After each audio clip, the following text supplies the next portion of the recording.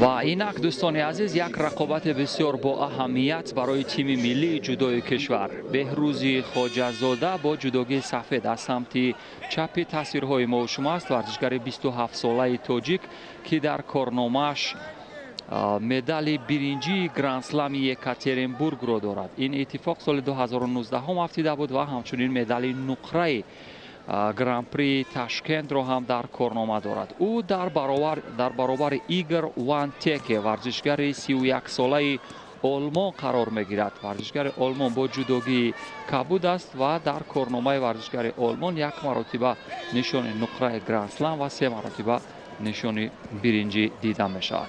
بهروزی خواجه‌زاده همچنین پهلوانی که در رشته سامبو عنوان قهرمان جهان را در کارنامه دارد و آن عنوانی که بعد از 42 سال انتظاری ها بهروزی خواجه‌زاده آن را برآورده کرد. اکنون یک مدت تنفس در حرفیت بهروزی خواجه‌زاده بود. از این رو بعد از برقرار شوی با یک احساس خوبه که همون فرم ایدئالیش برقرار شده باشد با صحنه رقابت ها بازگشت. فعلا از همین پیشرفته که در حرفیتش بعد از بازگشت میبینیم خوب حرکت میکند و به همین سمت که مورد نظرش هست. ببینید اصول مورد نظر اگرچه برای پرتاب از سمت راست اجرا نشد ولی با اصول خودانداز با پشت به همون روش توموی نگنز عمل کرده نشان داد و با این ترتیب هم بهروز توانسته که برها یعنی دستاورد نشان بده با سمت چپ اجرای اصول میکند. این هم یکی از روش هایی که خواجه‌زاده در حال موفقانه اجرا کردن و دلخواه حریف میتواند که خطر ایجاد کند، یعنی دلخواه حریف را به همین شیوه از سطح راه بردارد. داوری نوکار از جمهوری چیلی هست که این رقابت را داوری میکند. اکنون در جست نوبتی ببینیم موقع گرفتن از سمت راست گریبان حریف و باز یکی از عامل های موفقیت بهروزی خواجه‌زاده هم در گذشته همین بود که با دو سمت اجرای اصول میکرد و این کاری که نه هر ورزشگر از عهده‌اش میبراید و اگر ببینید با سمت راست باز اجرای اصول میکند و در بخش ضدی حمله هم موفق شد تا یک حمله سریع حریف رو برهم بزند.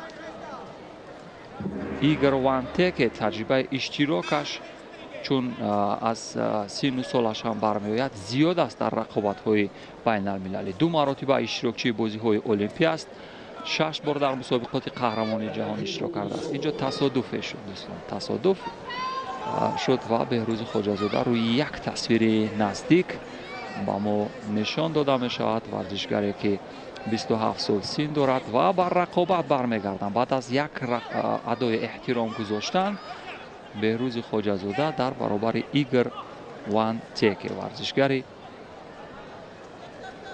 31 ساله آلمانی و این پایزنی از مسافه دور هیچ اثر نخواهد داشت برای وانتک و وانتک احساس میکند که با یک ورزشگری با قدرت در حالی و اجرای اصول توموی نگه ببینید با این شیوه با اجرا در میآید بالاخره اجرا شد. اگرچه یک توقف در عین با پشت خود را پرتاب کردن دیده میشد و از این برمیآید که بر ضد همان حمله های بخش خودانداز با پشت وانتک نیز آمادگی گرفته است و اینجا یک حرکتی برهم در همه داشت.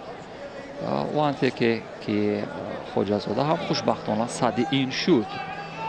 1 دقیقه و 10 ثانیه دیگر تا پایان وقت اساسی بهروز خواجه‌زاده در مرحله سیوم رقابت‌های گرند اسلم جودوی بوداپشت در سال 2022 مسیر برای پیمودن و به دست آوردن راحت به بازی‌های المپی 2024 پاریژ.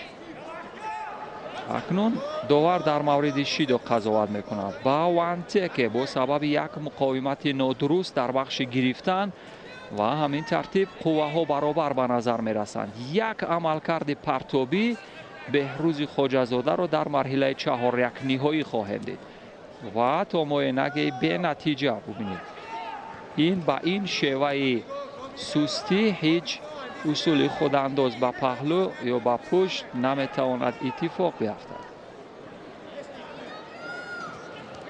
و زیدی حمله می شود در اینجا از سوی خواجه‌زاده و در بخش کار در زمین دیگر نه گمان میکنم قدرتش نمیرسد وان تکی را به خاطر در زمین کار کردن خسته به نظر می شود. میرسد وان تکی ایگور و بهروز خواجه‌زاده باشد.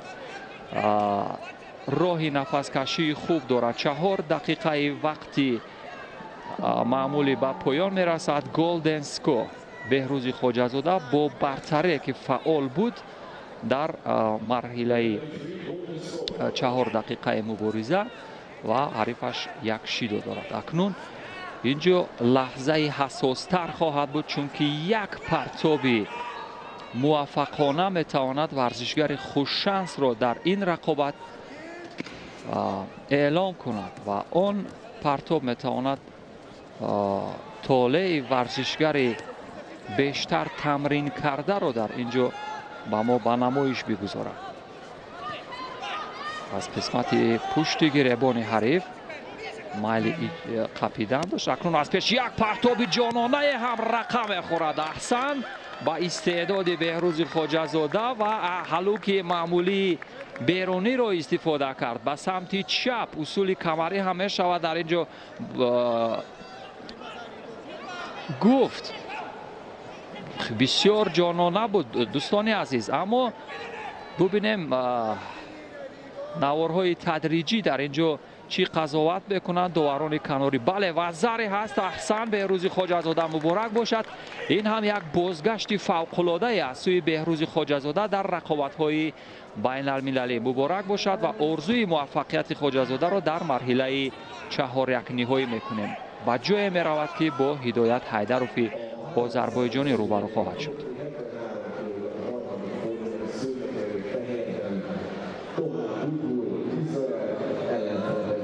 Benjamin Aksus,